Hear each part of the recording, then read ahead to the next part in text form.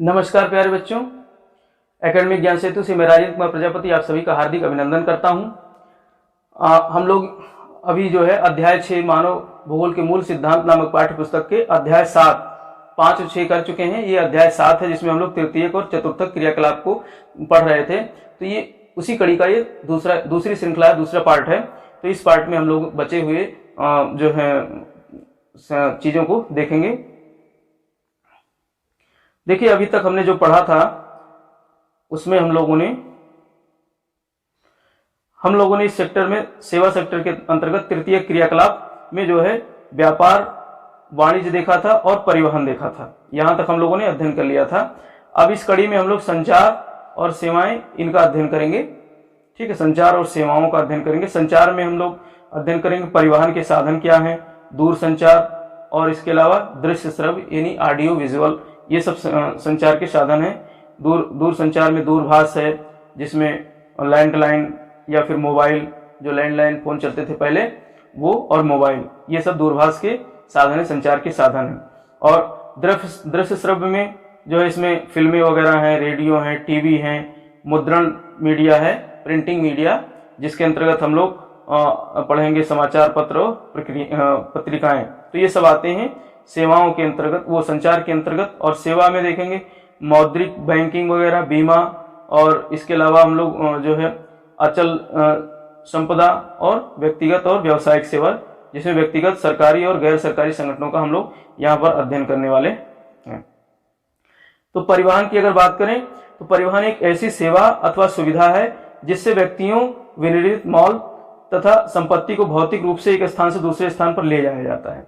परिवहन क्या है? एक ऐसी सेवा है या सुविधा है जिससे व्यक्तियों को भी ले जाया जाता है परिवहन के माध्यम से, और निर्मित सामान और संपत्ति को भौतिक रूप से एक स्थान से दूसरे स्थान पर ले जाया जाता है। मतलब भौतिक रूप से इनको परिवहित किया जाता है, खुद जो है सामान जाता है, लोग जाते हैं। ये मनुष्य को की गतिशीलता की मूलभूत आवश्यकता को पूरा करने हेतु निर्मित एक संगठित उद्योग है। अब देखिए, परिवहन एक संगठित उद्योग है। ये बस जो है लोगों की मूलभूत आवश्यकताओं को पूर्ति करने के लिए लोगों को एक स्थान से दूसरे स्थान या वस्तुओं को पहुंचाता है। आधुनिक समाज वस्तुओं के उत्पादन, वितरण और उपभोग में सहायता देने के लिए तीव्र और सक्षम परिवहन व्यवस्था चाहते हैं। भाई, आज के समय में कौन वेट करता है? सब चाहते हैं कि अतिशीघ्र हम यहाँ से वहां पहुंच जाएं, अतिशीघ्र हमारे पास सामान आ जाए। तो इसीलिए अब परिवहन भी बहुत तीव्र और सक्षम परिवहन हो गया है। इस जटिल व्यवस्था की प्रत्येक अवस्था में परिवहन द्वारा पदार्थ का मूल्य अत्यधिक बढ़ जाता है। और जब परिवहन जितनी अधिक इफिशियंट होगी, जितना अधिक हो, मतलब कुशल परिवहन होगा, उतनी ज्यादा उसकी मूल्य वृद्धि हो जाती है। जैसे आप एक उदाहरण से समझ सकते हो, जैसे आप पहले साधारण डाक भेजते थे ना, तो साधारण डाक जो है 2 रुपये, 2.5 रुपये, 3 रुपये पहुंच जाता था, 5 रुपये में। लेकिन अब उसे आप अतिशीघ्र चाहते हो कि हमारी जो है डाक पहुंच जाए, तो उसके लिए आप रजिस्टर्ड डाक भेजते हो या कुरियर करते हो, तो इसमें पैसा ज्यादा लगता है। तो यानी कि इसमें पदार्थ के परिवहन का मूल्य बढ़ जाता है। परिवहन दूरी को किलोमीटर दूरी अथवा मार्ग लंबाई की वास्तविक दूरी, समय दूरी अथवा एक मार्ग पर यात्रा करने में लगने वाले समय और लागत दूरी अथवा मार्ग पर यात्रा के खर्च के रूप में मापा जा सकता है। अब परिवहन दूरी को कैसे मापते हैं? या तो एक स्थान से दूसरे स्थान पर परिवहन को किलोमीटर में या माइल के रूप में मापा जा सकता है। मार्ग की लंबाई की वास्तविक दूरी क्या है? समय दूरी के आधार पर भी मापा जाता है कि कितना समय परिवहन हुआ, कितने घंटे तक, कितने मिनट तक परिवहन हुआ। जैसे आप गाड़ी बुक कराते हो तो उसमें जो है किलोमीटर के आधार पे वो बुकिंग होती है। लेकिन वहीं पर जो है कोई दूसरी सेवा आप ले रहे हो, जैसे सिंचाई के लिए, आप जैसे खेतों में सिंचाई के लिए आप लेते हो, तो 1 घंटे के हिसाब से चार्ज करता है। तो समय दूरी के आधार पर जो है उसका परिवहन जो है लागत हो गई। अथवा एक मार्ग पर यात्रा करने में लगने वाले समय, यानी मार्ग पे लगने वाले समय, भाई कभी कभी ये भी होता है कि हम जो है समय के आधार पर पैसे चार्ज करेंगे। और लागत दूरी अथवा मार्ग पर यात्रा के खर्च के रूप में मापा जा सकता है। परिवहन के साधन के चयन में समय अथवा लागत के संदर्भ में एक निर्णायक कारक है। ठीक है, मानचित्र पर समान समय में पहुंचने वाले स्थानों को मिलाने वाली समकाल रेखाएं खींची जाती हैं। समकाल रेखा क्या कहलाती हैं? कि जो मानचित्र पर समान समय में पहुंचने वाले स्थानों को मिलाती हैं, उनको क्या कहते हैं? समकाल रेखा। तो यहाँ पर एक प्रश्न आता है कि समकाल रेखा किसे कहते हैं? समकाल यानी समान समय में जो है पहुंचने वाले स्थानों को मिलाने वाली रेखा क्या कहलाती है? समकाल रेखा कहलाती है। जाल तंत्र और पहुंच, जैसे ही परिवहन व्यवस्थाएं विकसित होती हैं, विभिन्न स्थान आपस में जुड़कर जाल तंत्र की रचना करते हैं। जैसे ही परिवहन व्यवस्थाएं विकसित हो जाती हैं, यानी कि सड़कों का निर्माण हो जाता है, तो ये सब आपस में जुड़कर के एक जाल तंत्र यानी रोड नेटवर्क या फिर जो है ट्रांसपोर्ट नेटवर्क का निर्माण करती हैं, जाल तंत्र का निर्माण करती हैं। जाल तंत्र तथा योजक से मिलकर बनते हैं। जाल तंत्र ये किससे बनते हैं? योजक, ये सब आपस में जुड़ने से बनते हैं। दो अथवा अधिक मार्गों का संधि स्थल, एक उद्गम बिंदु, एक गंतव्य बिंदु अथवा मार्ग के सहारे कोई बड़ा कस्बा नोड होता है। प्रत्येक सड़क जो दो नोडों को जोड़ती है, इस तरीके से आप देख सकते हो, ये दो नोड हैं, इनको जोड़ती हैं जो योजक कहलाती हैं। जब दो सड़कें आपस में जोड़ती हैं तो वो योजक कहलाती हैं। एक विकसित जाल तंत्र में अनेक योजक होते हैं।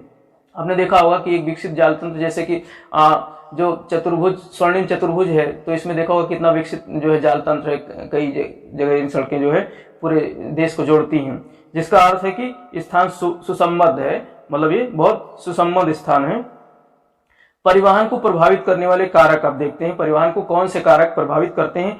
तो परिवहन की मांग जनसंख्या के आकार से प्रभावित होता है। जनसंख्या के आकार से, आप मैदानी क्षेत्र में चले जाइए, वहां पे जनसंख्या अधिक है तो वहां पर परिवहन की जाल आपको ज्यादा दिखाई देंगे, बजाय कि जो है पर्वतीय क्षेत्र या फिर पठारी क्षेत्रों में। भाई मैदानी क्षेत्रों में अधिक जनसंख्या है तो वहां पर परिवहन की मांग अधिक है, तो इसलिए जाल तंत्र भी अधिक है, एक कारण ये हो जाएगा। और जो है पर्वतीय क्षेत्रों में कम लोग रहते हैं तो वहां पर जाल की जो है जनसंख्या कम है तो परिवहन की मांग कम है। जनसंख्या का आकार जितना बड़ा होगा परिवहन की मांग उतनी ही अधिक होगी, जैसा कि मैं बताया।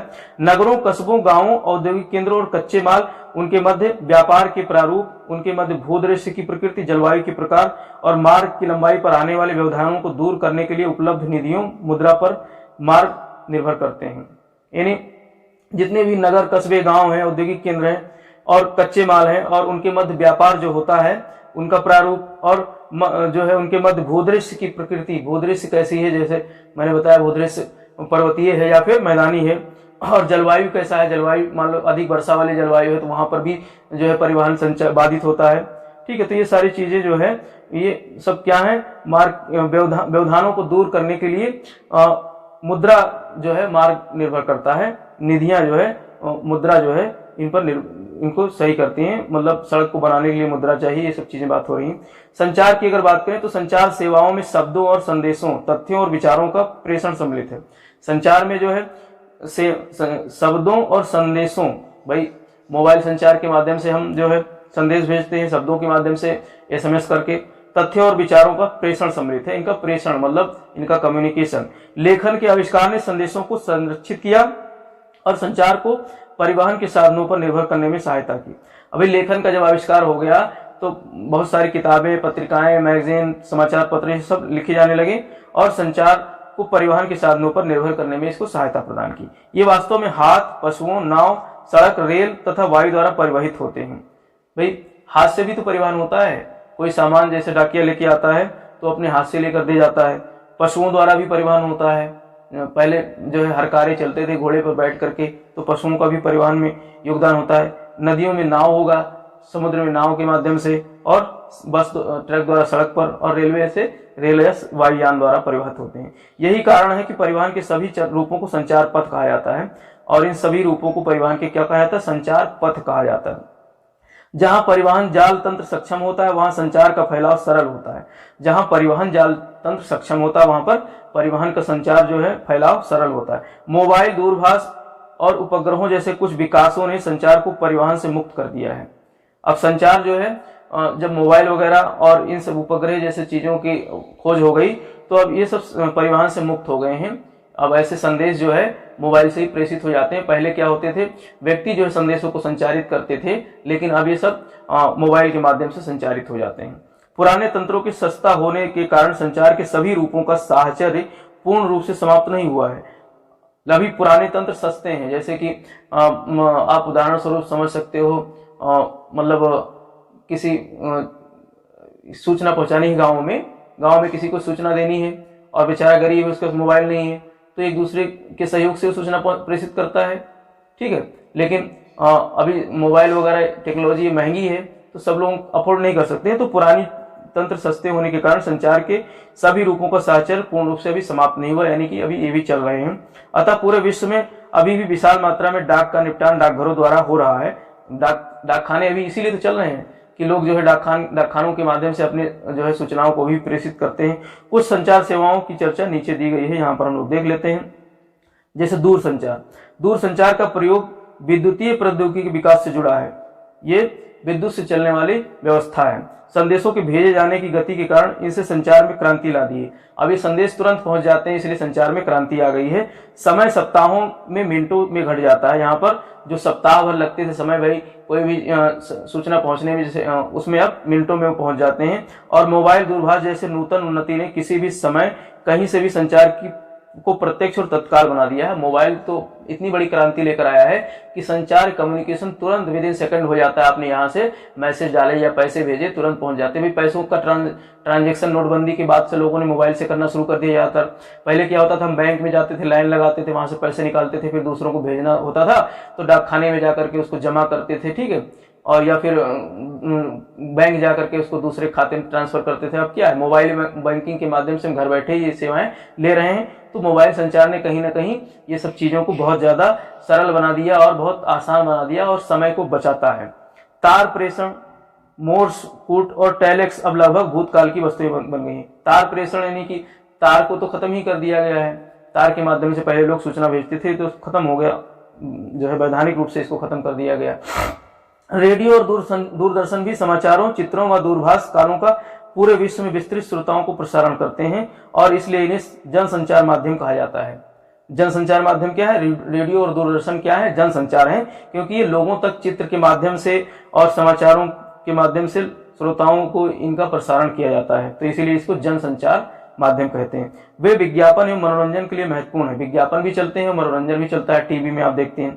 समाचार पत्र विश्व के सभी कोनों से घटनाओं का प्रसारण करने में सक्षम होते हैं। समाचार पत्र जो है विश्व के सभी कोनों से समाचारों को कलेक्शन करके और लोगों तक वो सेवाएं देते हैं। उपग्रह संचार पृथ्वी और अंतरिक्ष से सूचना का प्रसारण करता है। और उपग्रह संचार क्या है? पृथ्वी और अंतरिक्ष के बीच जो है संबंध का कार्य करता है, ठीक है। इंटरनेट ने वैश्विक संचार तंत्र में वास्तव में क्रांति ला दी। इंटरनेट के आने के बाद वैश्विक सूचना तंत्र में वैश्विक क्रांति आई है, क्रांति आई है, ठीक है।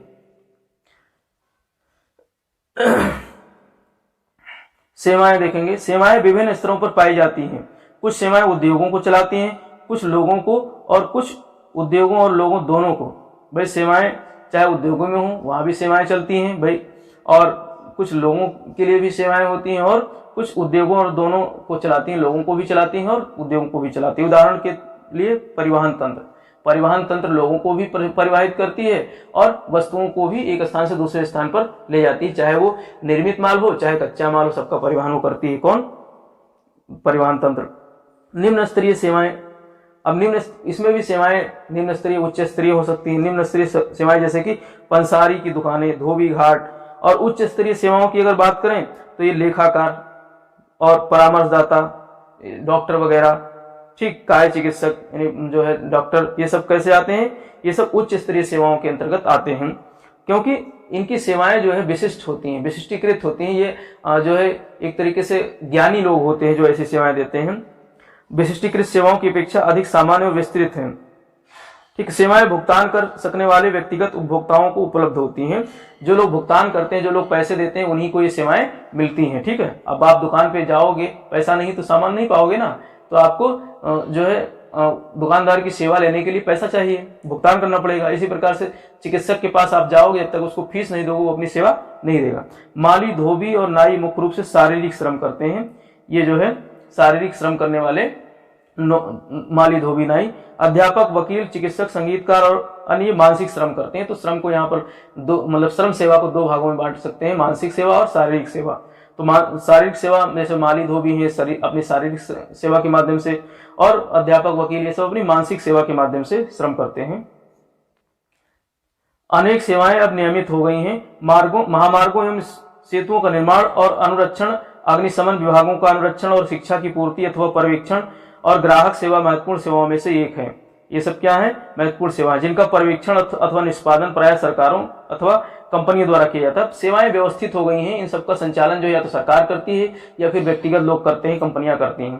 राज्य और संघ विधान से ने परिवहन, भाई राज्य और केंद्र जो है परिवहन संचार देखती है, दूरसंचार, ऊर्जा और जलापूर्ति जैसी सेवाओं के विपणन के पर्यवेक्षण और नियंत्रण करती है, उनका पर्यवेक्षण करती है और उन्हें नियंत्रित करती है कौन? सरकारें। नियम और निगमों की स्थापना करती हैं, ठीक है। स्वास्थ्य की देखभाल, अभियांत्रिकी, विधि और प्रबंधन, व्यवसायिक सेवाएं। व्यवसायिक सेवाएं क्या है? जो है स्वास्थ्य की देखभाल करना, अभियांत्रिकी यानी इंजीनियरिंग और लॉ, विधि कानून, ये सब क्या है? प्रबंधन, व्यवसायिक सेवाएं हैं। मनोरंजनात्मक और प्रमोद सेवाओं की स्थिति बाजार पर निर्भर करती है। मनोरंजन जहां पर मांग होगी वहीं पर जो है, और प्रमोद यानी मनोरंजन की सेवाएं बाजार पर निर्भर करती हैं। मल्टीप्लेक्स और रेस्तराओं की स्थिति केंद्रीय व्यापार क्षेत्र सीबीडी के अंदर अथवा निकट हो सकता है। सीबीडी यानी केंद्रीय व्यापार क्षेत्र, सेंट्रल बिजनेस जो है जोन होता है, सीबीडी होता है। तो इसमें क्या होता है? मल्टीप्लेक्स और रेस्तराओं की स्थिति होती है। देखा होगा बाजार में जाइए तो जो बाजार का हार्टलैंड होता है, मुख्य जो केंद्र होता है बाजार का, तो वहां पर आप बड़े बड़े मॉल देख सकते हो, मल्टीप्लेक्स देख सकते हो, अच्छे अच्छे रेस्तरां देख सकते हो। जबकि गोल्फ कोर्स ऐसे स्थान पर बनाया जाएगा जहां भूमि की लागत सीबीडी की अपेक्षा कम होगी। सीबीडी में भूमि महंगे होते हैं, लेकिन गोल्फ कोर्स वगैरह जगह ज्यादा चाहिए तो इनको बाहर बनाया जाता है। दैनिक जीवन में काम को सुविधाजनक बनाने के लिए लोगों को व्यक्तिगत सेवाएं उपलब्ध कराई जाती हैं। दैनिक जीवन में काम को सुविधाजनक यानी आसान बनाने के लिए लोगों को व्यक्तिगत सेवाएं उपलब्ध कराई जाती हैं। कामगार रोजगार की तलाश में ग्रामीण क्षेत्रों से प्रवास करते हैं और अकुशल होते हैं। वे मोची, गृहपाल, खानसामा और माली जैसी घरेलू सेवाओं के लिए नियुक्त किए जाते हैं। ये सब आप समझाने की जरूरत नहीं है। इन्हें कम भुगतान किया जाता है, ये सब कम भुगतान पे भी काम कर सकते हैं, ठीक है। जैसे कि जो है मोची को आप 5 रुपए दे दीजिए, जूता गठा लाइए।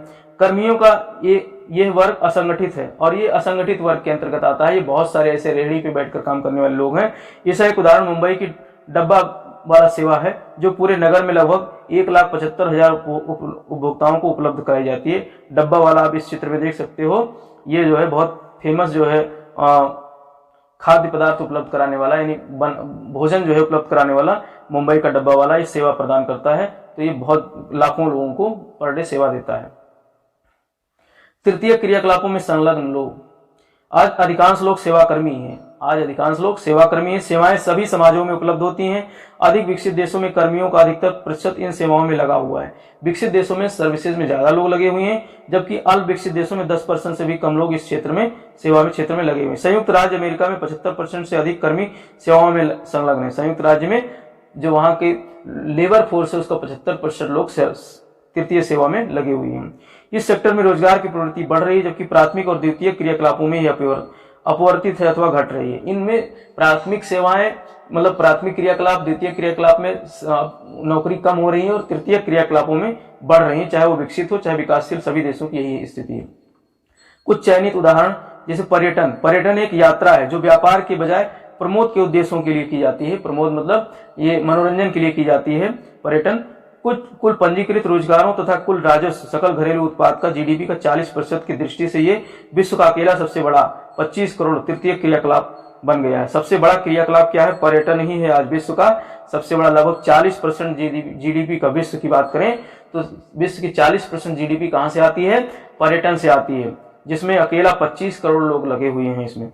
इनके अतिरिक्त पर्यटकों के आवास, भोजन, परिवहन, मनोरंजन तथा विशेष दुकानों जैसे सेवा उपलब्ध कराने के लिए अनेक स्थानीय व्यक्तियों को नियुक्त किया जाता है।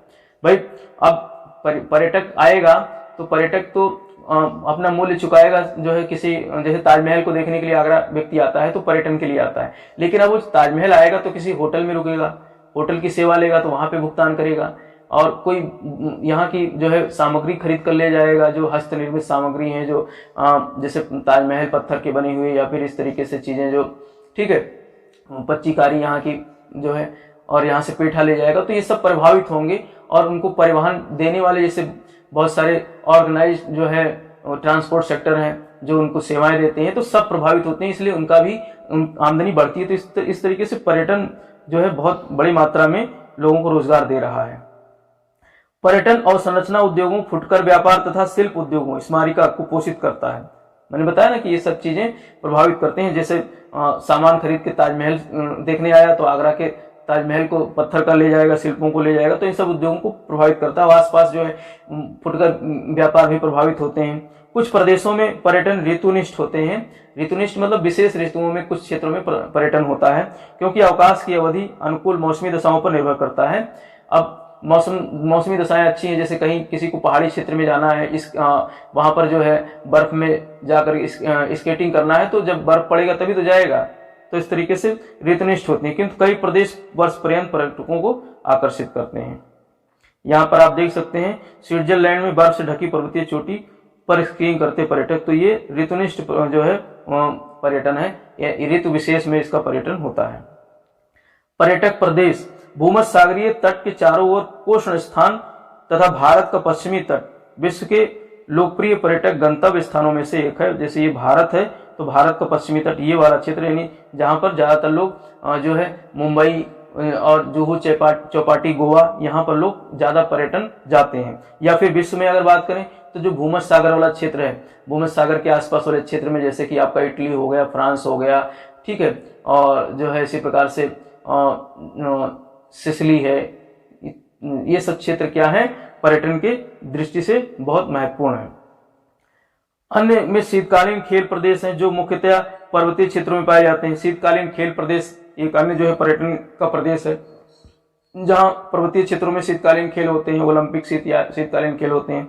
मनोहारी दृश्य भूमियां तथा यत्र तत्र फैले राष्ट्रीय उद्यान भी ये जो पर्यटन प्रदेश होते हैं, जहां पर लोग जाते हैं। स्मारक, विरासत स्थल, सांस्कृतिक गतिविधियों के कारण ऐतिहासिक नगर भी पर्यटकों को आकर्षित करते हैं, जैसे ताजमहल वगैरह, किला वगैरह। पर्यटन को प्रभावित करने वाले कारक कुछ क्या है? मांग। विगत शताब्दी से अवकाश के लिए मांग तीव्रता से बढ़ी है।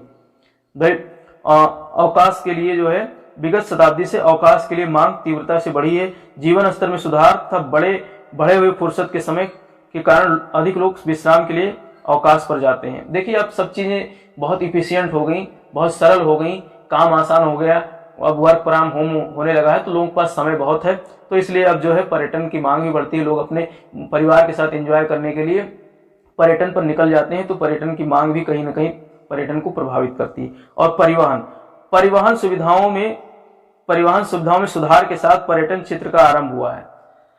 अब परिवहन क्षेत्र में सुधार हुआ है, अच्छे परिवहन हो गए हैं, जगह जगह देखना, मतलब आप देख सकते हो इस सरकार ने तो मतलब उड्डयन क्षेत्र को बहुत बढ़ावा दिया है। तमाम जो है नए नए संपर्क मार्ग बनाए जा रहे हैं, एयरवेज बन रहे हैं, हवाई अड्डे स्थापित किए जा रहे हैं। तो बहुत सरल परिवहन के साधन उपलब्ध होने के कारण जो है अच्छे परिवहन के कारण भी जो है पर्यटन को बढ़ावा मिलता है। बेहतर सड़क प्रणालियों में कार द्वारा यात्रा सुगम होती है। भाई आजकल जो ये बड़े बड़े पथ बनाए जा रहे हैं, जैसे एक्सप्रेसवेज, तो ये यात्रा को सुगम करने के लिए, तो यात्रा सुगम होगी तो पर्यटक भी जाएंगे आसानी से। हाल के वर्षों में वायु परिवहन का विस्तार अधिक महत्वपूर्ण रहा है, जैसे हमने बताया। उदाहरणतः वायु यात्रा द्वारा कुछ ही घंटों में अपने घरों से विश्व में कहीं भी जाया जा सकता है। पैकेज अवकाश के प्रारंभ से लागत घटा दी है। पर्यटन आकर्षण कहाँ है? तो ये जलवायु। ठंडे प्रदेशों के अधिकांश लोग कुलीन विश्राम के लिए उष्ण व धूपदार मौसम की अपेक्षा करते हैं। अब ठंडे प्रदेश के लोग कहाँ जाना चाहेंगे? धूपदार क्षेत्रों में, गर्म क्षेत्रों में जाना चाहेंगे, ठीक है, या फिर पुलिन जो कि बीच होते हैं समुद्र के किनारे, वहां जाकर के धूप स्नान करना चाहेंगे, रेत स्नान करना चाहेंगे। तो दक्षिण यूरोप और भूमध्य सागरीय क्षेत्रों में पर्यटन के महत्व का एक मुख्य कारण यही है। जो दक्षिण यूरोप है और भूमध्य सागर क्षेत्रों में जो पर्यटन का कारण है वो यही चीज है कि ठंडे प्रदेश के लोग वहां आकर के और अपने जो है शरीर को गर्म जो है धूप स्नान करते हैं। अवकाश के शीर्ष मौसम में यूरोप के अन्य भागों की अपेक्षा भूमध्य सागरीय जलवायु में लगभग सतत ऊंचा तापमान, धूप की लंबी अवधि और निम्न वर्षा की दशाएं रहती हैं। भूमध्य सागरीय क्षेत्रों में जो है हमेशा मौसम अच्छा रहता है, अनुकूल रहता है, इसलिए वहां पर पर्यटन ज्यादा होता है। शीतकालीन अवकाश का आनंद लेने वाले लोगों की विशिष्ट जलवायु जरूरतें पूरी होती हैं, जैसे या तो अपने गृह क्षेत्रों की तुलना में ऊंचे तापमान अथवा स्कीइंग के लिए अनुकूल हिमावरण, ठीक है। तो इस तरीके से ये देख सकते हैं जलवायु। और इसके अलावा भूदृश्य भी जो है आकर्षण का केंद्र होता है। कई लोग आकर्षित करने वाले पर्यावरण में अवकाश बिताना पसंद करते हैं। जिनका प्राय अर्थ होता है कि पर्वत, झीलें, दर्शनीय समुद्री तट और मनुष्य द्वारा पूर्ण रूप से अपर्वतित भूदृश्य। भाई बहुत लोग पर्वत, पठार इन सब क्षेत्रों में घूमना पसंद करते हैं, तो भूदृश्य भी प्रभावित करता है। वैसा नहीं कि पूरा मैदान ही मैदान क्षेत्र पड़ा हुआ है तो वहां पर्यटन के लिए लोग जाएंगे, हिल स्टेशन पे जाते हैं पर्यटन के लिए, तो भूदृश्य भी जो है आकर्षण का केंद्र होता है पर्यटन के लिए। इतिहास एवं कला, किसी क्षेत्र के इतिहास और कला से में संभावित आकर्षण होता है। भाई कोई ऐतिहासिक जो है मीनार है, जैसे दिल्ली का कुतुब मीनार है, और या फिर किला हो गया, आगरा का ताजमहल हो गया, ठीक है, तो ये सब ऐतिहासिक स्थल हैं, इनको देखने के लिए लोग जाते हैं, तो ये सब पर्यटन को आकर्षित करते हैं। लोग प्राचीन और सुंदर नगरों, पुरातत्व के स्थानों पर जाते हैं और किलों, महलों और गिरजाघरों को देखकर आनंद उठाते हैं, जैसा कि हमने बताया। संस्कृति और अर्थव्यवस्था, मानव जातीय और स्थानीय रीतियों को पसंद करने वालों को पर्यटन लुभाता है। यदि कोई प्रदेश पर्यटकों की जरूरतों को सस्ते दाम में पूरा करता है तो वह अत्यंत लोकप्रिय हो जाता है। घरों में रुकना एक लाभदायक व्यापार बनकर उभरा है, जैसे कि गोवा में हेरिटेज होम्स तथा कर्नाटक में मैडिकेरे और कूर्म। तो इस तरीके से ये जो है ये सारी चीजें पर्यटन को लुभाती हैं, संस्कृति और अर्थव्यवस्था भी। कैसिनो वगैरह देखा होगा, ये सब पर्यटन को लुभाती हैं। व्यापार, भारत में समुद्र पार रोगियों के लिए स्वास्थ्य सेवाएं, समुद्र पार रोगियों के लिए स्वास्थ्य सेवाएं क्या 2005 में संयुक्त राज्य अमेरिका से उपचार के लिए 55,000 रोगी भारत आए थे। संयुक्त राज्य अमेरिका से समुद्र पार से संयुक्त राज्य अमेरिका से 2005 में 55,000 रोगी भारत आए थे। संयुक्त राज्य स्वास्थ्य सेवा तंत्र के अंतर्गत प्रतिवर्ष होने वाले लाखों शल्य कर्मों की तुलना में ये संख्या बहुत कम है, बहुत कम संख्या। वहां तो शल्य क्रिया बहुत ज्यादा होती है, तो भारत आने वालों की संख्या कम है। भारत विश्व में चिकित्सा पर्यटन में अग्रणी देश बनकर उभरा है। इन दिनों भारत चिकित्सा के क्षेत्र में अग्रणी देश बनकर उभर रहा है, बहुत तेजी से उभर रहा है। महानगरों में अवस्थित विश्व स्तरीय अस्पताल संपूर्ण विश्व के रोगियों का उपचार करते हैं। अब मतलब भारत भी आते हैं रोगी अपना उपचार कराने, कहने का मतलब यह है। भारत, थाईलैंड, सिंगापुर, मलेशिया जैसे विकासशील देशों को चिकित्सा पर्यटन से अनेक लाभ प्राप्त हुआ है। चिकित्सा पर्यटन के अतिरिक्त चिकित्सा परीक्षणों और आंकड़ों के निर्वचन के बाह्य स्रोतन के प्रति भी झुकाव पाया जाता है। भारत, स्विट्जरलैंड और ऑस्ट्रेलिया के अस्पताल विकिरण बिंबों के अध्ययन से लेकर चुंबकीय अनुनाद बिंबों के निर्वचन और प्रस्रव परीक्षणों तक की विशिष्ट चिकित्सा सुविधाओं को उपलब्ध करा रहे हैं। बाह्य स्रोतन में यदि ये गुणवत्ता में सुधार करने अथवा विशिष्ट सेवाएं उपलब्ध पर केंद्रित हैं तो बाह्य स्रोतन रोगियों के लिए अत्यधिक लाभ देते हैं। ज्यादा समझने की ये चीज नहीं है। चिकित्सा पर्यटन, जब चिकित्सा